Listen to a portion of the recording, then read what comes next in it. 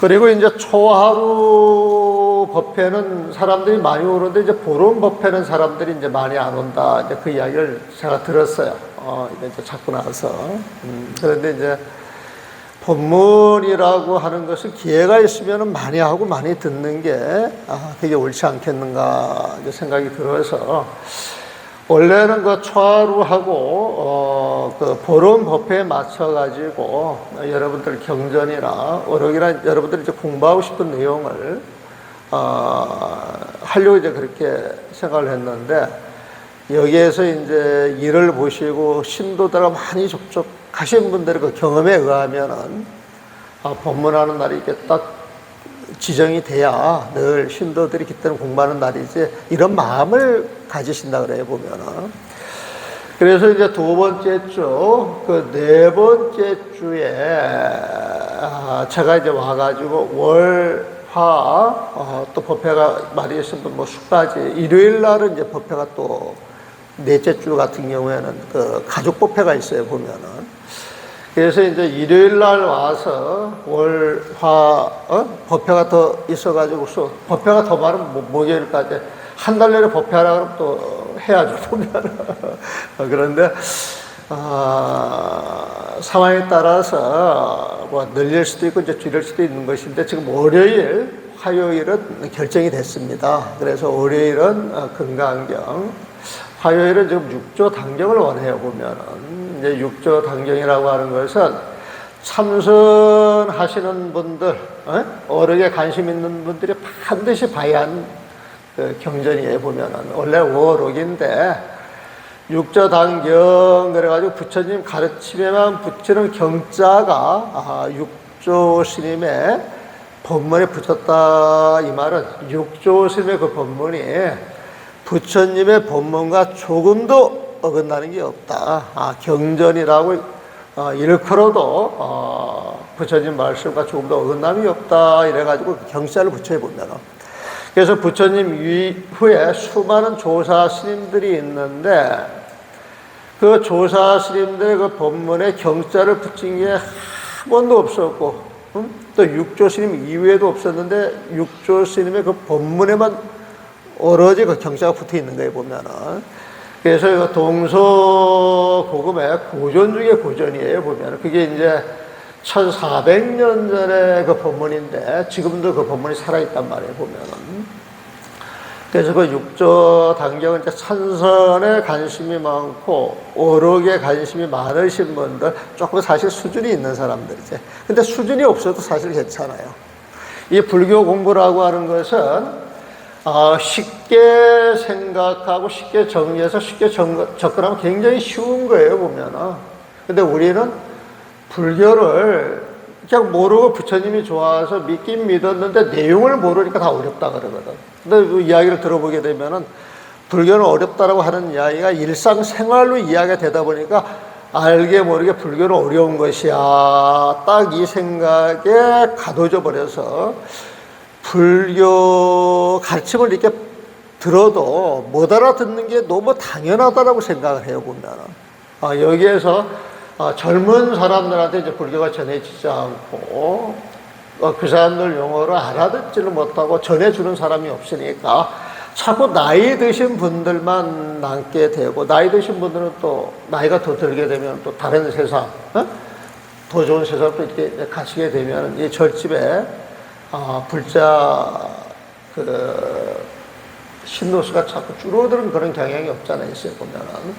그래서 이거는, 우리 부처님 가르침이 문제가 있는 게 아니고, 부처님 가르침을 전하는 우리들한테 문제가 있다. 이게 저는 이제 뼈저리게 느껴져가지고, 90년도 이제 후반부터, 불교를 쉽게 이야기할 수 있는 이제 그런 그 작업을 해왔어요, 보면은. 이제 그러다 보니까, 지금 저기에도 뭐 한글 복고 연불집이 있고 지장용이 있고, 제가 차근차근 여러분들이 이렇게 빼서 볼 수 있는 그런 책들을 전부 이 동명불원만큼은 좀 바꿔놔야 되겠다, 이제 이런 원력을 제가 갖고 있습니다 보면은. 그래서 그런 원력이 있어서 이렇게 불러줬을 때 이것도 좋은 인연이 될 수가 있겠다 싶고, 또 이 법회를 한 자리에서 꾸준하게 경이나 오록을 강의하는 데가 대한민국에 지금 없어요. 보면은 하려고 시도하다가 그냥 주저앉고 해가지고 이제 그런 장소가 많이 없어졌는데, 동면벌원을 기점으로 해가지고 한글 경전을 읽고 그 다음에 부처님의 가르침을 이해하고, 여러분들이 집에 가서 부처님은 이런 분이야, 불교는 이런 것이야, 이렇게 이야기할 수 있는 그런 이 불제자들의 그 도량이 됐으면 하는 그런 마음이 있어요, 보면은. 그래서 제가 오늘이 아미타 제1이에요, 보면은. 아미타 제1, 그러면은 아미타불 부처님이 이제 생각이 나시겠죠, 보면은.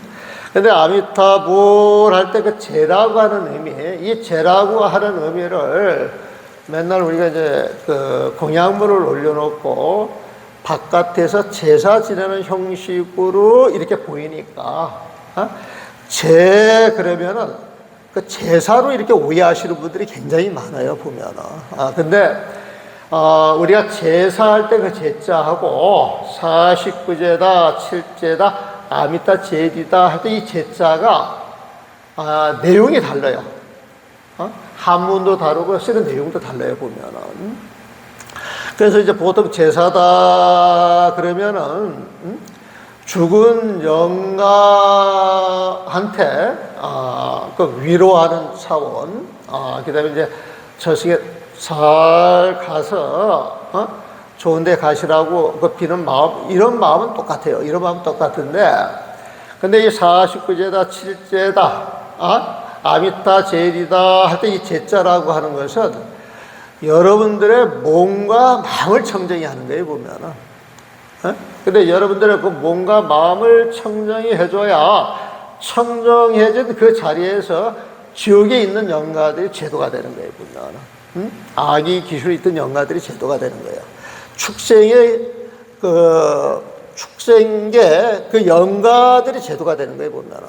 근데 우리가 제도를 한다 그러면 저 멀리 있는 영가를 제도하는 게 아니라 여러분들 마음속에 인연이 있어서 챙겨주고 저승에 가서도 잘 살기를 바라는 그런 마음에서 우리가 이제 제를 지내잖아요, 보면은.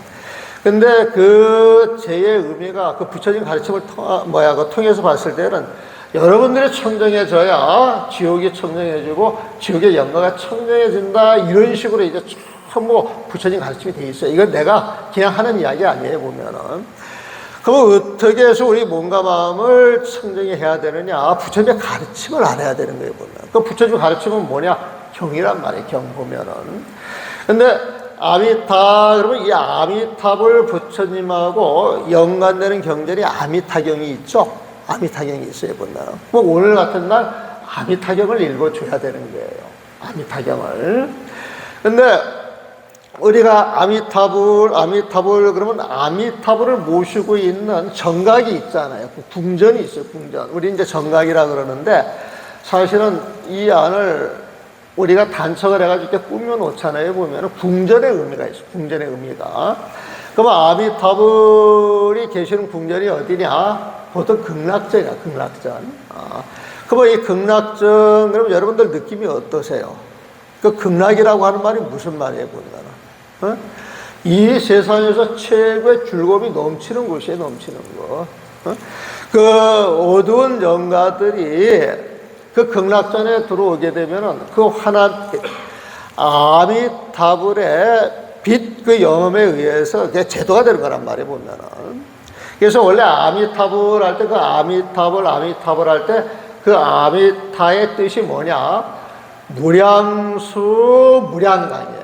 아미타라고 하는 것은 저쪽 범어에서 이제 쓰는 말이고, 그 아미타라고 하는 것을 뜻으로 이렇게 풀이를 해보게 되면은 무량수 무량광 그런 뜻이에요, 보면은. 그 무량수라고 하는 건 영원한 생명을 이야기해요, 영원한 생명. 그러니까 아미타 부처님은 영원히 살아계신 분이에요. 근데 거기에다가 무량광자를 써요, 보면은. 무량광자를 썼을 때 이 광이라고 하는 건 빛이에요. 그 아미타 부처님은 늘 생명의 빛을 내뿜고 계시는 부처님이에요, 보면은.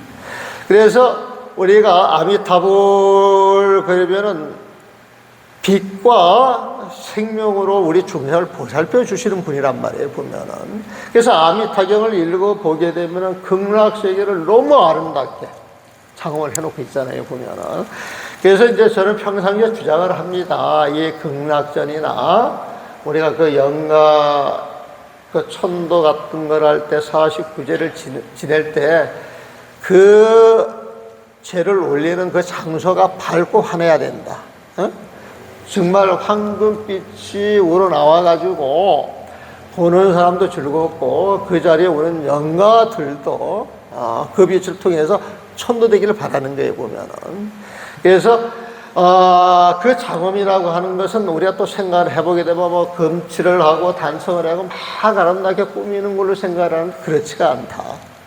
여러분들이 경을 독성을 하면서 여러분들이 부처님 가르침을 통해 가지고 그 가르침을 통해서 여러분들 마음이 밝아져 가지고 부처님 마음으로 가까이 다가갈 때 거기에서 빛이 나오는 거예요. 거기에서 보면은.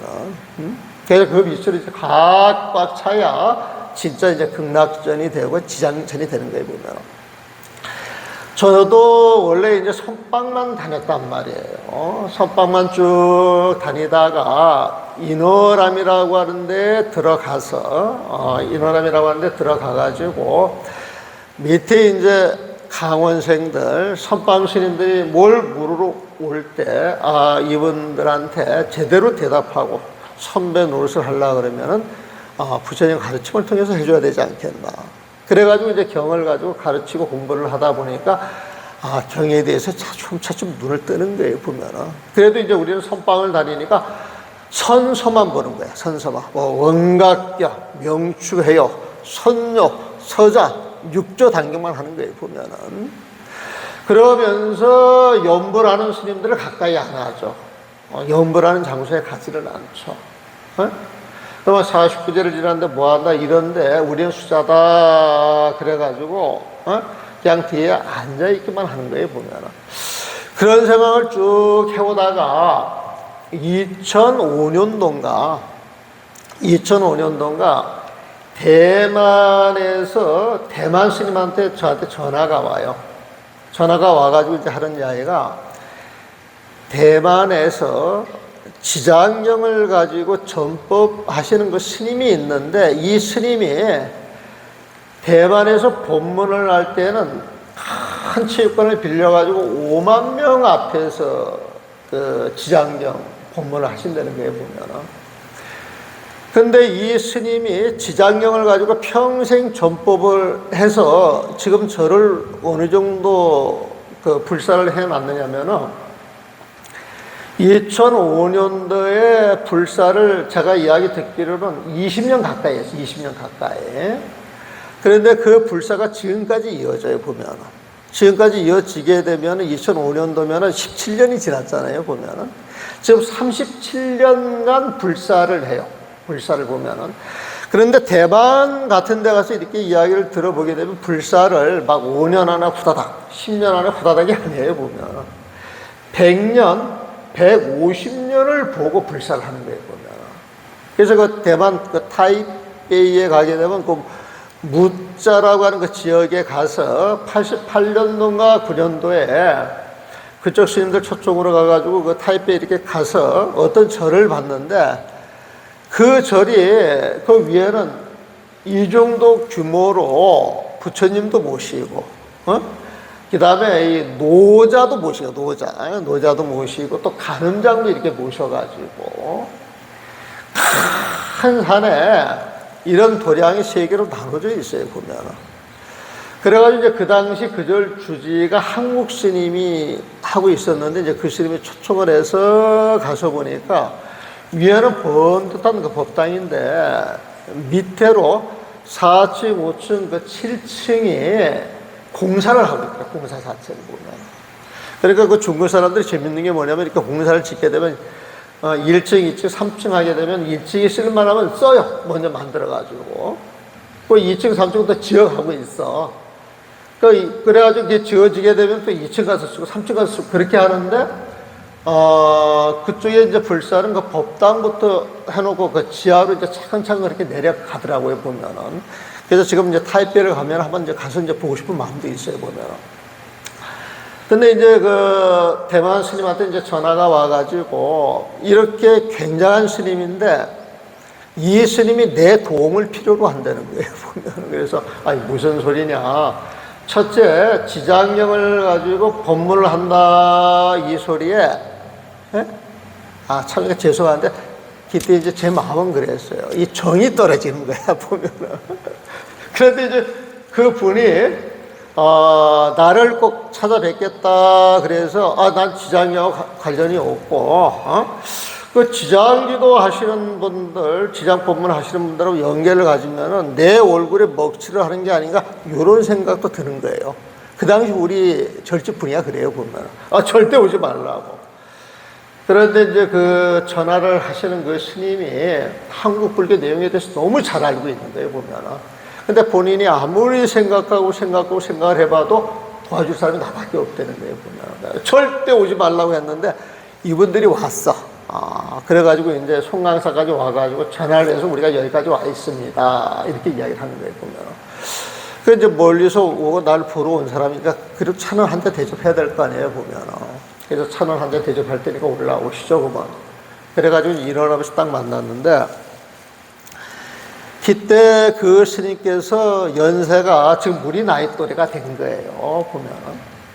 근데 이렇게 왔는데 그 스님이 굉장한 스님이라 그러는데 아주 소탈한 차림으로 올라왔는데 앉아서 차를 한 잔 뜩 마시는데 그 느낌이요, 죽 냄새가 풀풀 난다 그래, 죽 냄새가. 요즘 이제 중증 그러면은 그 하시하는 말이다 그래가지고 그 말을 잘 안 쓰는데 그 당시까지만 해도 특히 우리 스님만 해도 그 중이라고 하는 표현을 되게 많이 썼거든요, 보면. 그 중이라고 하는 의미가 되게 좋은 의미예요. 굉장히 좋은 의미를 갖고 있는 것인데도 불구하고, 우리가 이제 천하게 사니까 그 용어 자체가 이제 천하게 되는 거예요, 보면은. 그래서 사실 중이라고 하는 용어가 천해졌다, 이 소리를 우리가 되게 잘못 살아가지고, 사람들한테 이렇게 천대받는 지경까지 왔구나. 이렇게 받아들여지니까 이제 더 분발해서 잘 살아야 되겠지. 더 분발해가지고 더 잘 살아야지. 이제 이런 마음 생기는 거예요, 보면은. 근데 이제 저도 그런 용어가 좋은 의미를 쓰기 때문에 그때 그 스님을 뜩 만나가지고 이렇게 지내보니까 막 죽냄새가 펄펄 나가지고 야, 이 스님은 도와드려야 되겠다. 이런 마음이 저절로 생기는 거예요, 보면은. 그래서 나는 뭐 신도가 있는 것도 아니고 내 절이 있는 것도 아니고 뚝 떨어져가지고 남의 문중에 가서 내 공부만 하고 있는 사람인데 세상 일도 잘 모르잖아요, 보면. 그래가지고 어떻게 도와드릴까 생각을 하니까 그 당시 그 안국선에 그 수골 스님 있잖아요. 이제 수골 스님 생각이 나더라고. 그래서 내가 이제 수골 스님한테 전화를 해가지고 스님, 대만에서 다른 말 안 했어요. 스님, 대만에서 그 비구니 노 스님이 한 번 오셨는데 스님이 만나서 차만 1시간 마셔다오. 하루에 일체 이야기가 차만 1시간 마셔다오. 그리고 그 시간만 내주면 좋겠다고 이제 그 스님들을 보냈어요, 보면은. 보내고 난 다음에 그냥 보내서는 안 될 것 같아요, 보면은. 그래서 내가 그냥 바로 이제 그 뒤따라서 나 혼자 이제 그 부산으로 들어가면서 수보스님을 같이 봅시다. 그래가지고 이제 수보스님 만났어. 만나가지고 이제 같이 저녁 먹고 이제 이야기를 쭉 하는데 이 스님이 그 안국선원에 이렇게 법당을 뜩 올라갔는데 뜩 올라가자마자 그 법당을 보고 눈물을 쭉 흘려요, 보면. 그러니까 부처님을 갑자기 눈물을 흘리니까 이게 웬일이에요, 보면은. 그래서 왜 그러십니까? 그랬더니 당신의 소원이 풀어질 것 같아요. 당신의 소원이요. 그 소원이 뭐냐면은 이 스님이 이 한국 사람들이 그 대만에 가게 되면은 제일 먼저 가보는 절이 그 불광사라고 하는 데가 있어요. 불광사. 근데 불광사라고 하는 그 절에서 한 3, 40분 이렇게 가게 되면은 그 스님이 그 불사는 그 절이 하나 있어요. 그 재원사 보면은. 근데 그 절이 어디에 있느냐면 옥산 밑에 있는데, 리우괴이 그래가지고 리우괴이라고 하는 지명이 있는데 그 리우라고 하는 것은 여섯이라고 하는 글자에 보면 그 괴이 이거는 거북이라고 하는 뜻이에요 보면은. 그 절이 있는데 큰 그 물이 흘러가는데 그 주변에 큰 산이 6개가 있는데 그 6개가 그 큰 물이 있는 쪽으로 이 머리를 이렇게 들이밀고 들어가는 형국이에요 보면은. 그래서 6마리 거북이가 있는 그런 지역이다. 그래가지고 그 리육괴라고 하는 그 지역이 있는데 그쪽에다가 그 절을 짓는 거예요 보면은. 절을 짓는데 지금 이게 내가 150평 법당이라고 들었어요. 지금 700평 법당을 짓는다. 700평 법당. 700평 법당을 짓는데 정 가운데 이 부처님 이 모시는 자리에서 세상에서 가장 아름다운 그런 궁전을 이제 지어드리고 싶은 거예요, 보면은. 그래서 본인이 미술도 하고 단청도 잘 알고 해가지고 이리저리 아무리 궁리를 해도 답이 없어서 그 공간만 비워놓고 이제 주변은 전부 그 단장을 한 거예요, 보면은. 근데 어떻게 단장을 했냐면은 700평 법당이 있으면 이렇게 기둥이 있잖아요, 기둥. 그러면 기둥 사이 넓이가 있잖아요, 보면은. 이 넓이가 있게 되면 이 넓이 여기에다가 화엄경하고 법화경 변상도를 갖다 붙여요. 그 이 변상도라고 하는 건 화엄경 내용이 글자가 많고 내용이 좋은데 이 글자 많고 내용 좋은 것을 그림으로 정리한 거예요. 그림으로 보면은. 그래서 세주 묘원품 그러면은 이 세상에서 주인 노릇을 하는 사람들이 있어요, 보면은. 산을 지키는 신들, 물을 관리하는 신, 천신, 용신, 수많은 신들이 있는데 이 신들이 알고 보면은 이 부처진 법을 수호하기 위해서 이 세상 곳곳에 장엄을 하고 있는데 그 장엄하는 모습을 드러내는 그 내용을 세주 묘원품이라고 그래 보면은. 그러면 그런 내용을 갖다가 그림으로 그려서 이 벽에다 딱 붙여놓는 거예요, 보면. 그러면 그 그림을 보면서, 이분은 어떤 분이고 이것은 무슨 내용, 이렇게 설명을 하게 되면은 환경 설명이 다 되는 거예요, 보면은. 그래서 그 환경 변상도가 80권인데 다 그리려고 그러면 이제 이렇게 80권은 나와야 돼. 그 품으로 그리면은 39품, 39개만 이제 그리면 되는 거예요, 보면은. 그래가지고 이제 그걸 그리는데 그 그림을 붓으로 그리는 게 아니라 나중에 가서 보니까 왜 그런 말을 했는가 그 나중에 알았어요. 나중에 이제 그 소벌 스님하고 그 안국선 팀들하고 그쪽에서 이제 초청을 해가지고 이제 가서 이제 그 자리에 이렇게 가서 보니까 700평 법당에 그 변상도를 그렸는데 그 그림이 큰 대자 그림이에요, 보면은. 큰 대자 그림이에요, 보면은. 그런데 그 그림을요, 전부 옥으로 그려요, 옥으로 보면은. 여러분들 이해 잘 안 갈 거예요.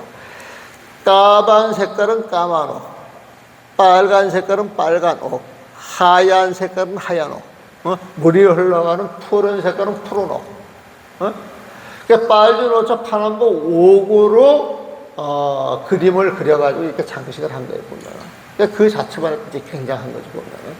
근데 옥으로 그런 장식을 해도 더 잘하고 싶은 마음이 있는 거예요. 그래서 눈물을 쭉 흘려가지고,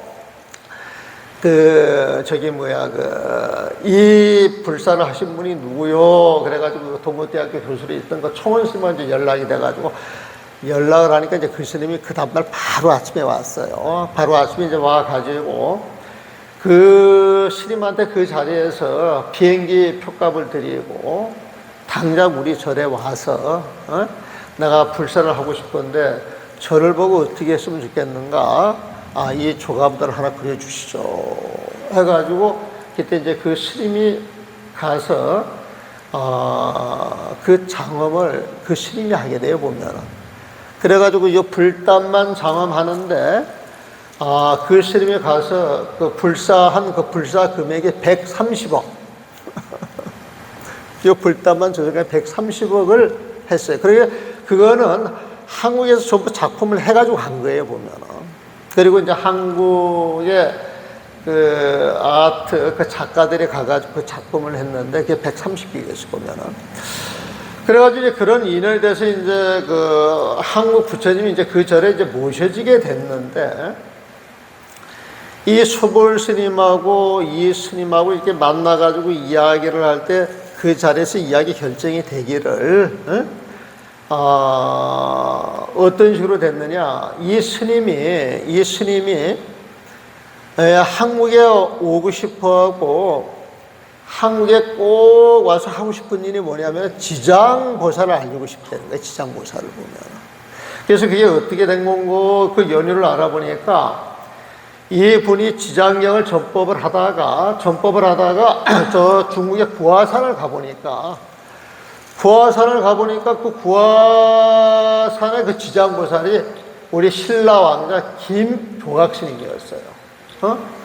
그래서 자기는 지장보살 해가지고 평생을 신봉을 살아왔는데 지장보살이 김교각 스님이었다니 여기 이제 놀래서 자기가 지장보살이 태어나신 나라에 가가지고 자기가 보답을 하고 싶은 거야. 평생 그 원력을. 그래서 그 원력을 보답하려고 해가지고 한국과 인연을 맺으려고 해도 10년 동안에 그렇게 노력을 해도 그 인연이 안 주어지더랍니다, 보면은. 그러다가 이제 한국 선방에서 16년간 정진을 하고 들어간 스님이 한국말을 잘해요, 그 스님이. 근데 그 스님을 만나게 돼가지고, 내가 소원을 풀 수 있겠구나 해서 그 스님을 이제 자기한테 그 전법 제자로 이제 만들어가지고,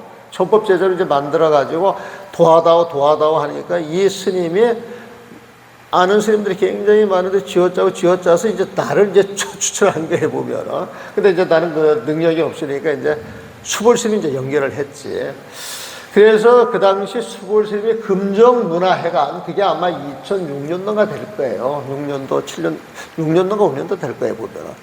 그 금정회관을 그때 이제 이틀 대여를 해서 그 금정회관에 신도들을 꽉 채웁니다. 부산 신도를 꽉 채우고 부산 그때 시장 국회의원들 싹 불러들여 가가지고 이제 잔치집을 만들어 놓은 거예요, 보면은.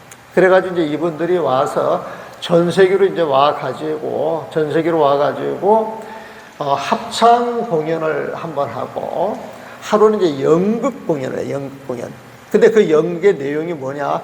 지장경에서 나오는 그 바람문녀 가지고 연극을 만들어요.